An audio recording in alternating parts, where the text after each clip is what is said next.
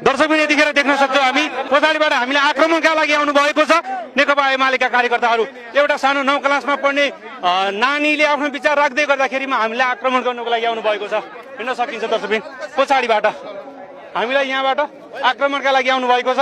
तपाईहरुले सुरक्षा दिएको छ हैन, त्यस्तो गरेको छैन। कमा लिन सक्नुहुन्न, यहाँ ल्याउनु पर्छ विचार लिनलाई। ए विचार मैले यहाँ ल्याएको, यहाँ चाहिँ के गर्न ल्याउनु भएको यहाँ?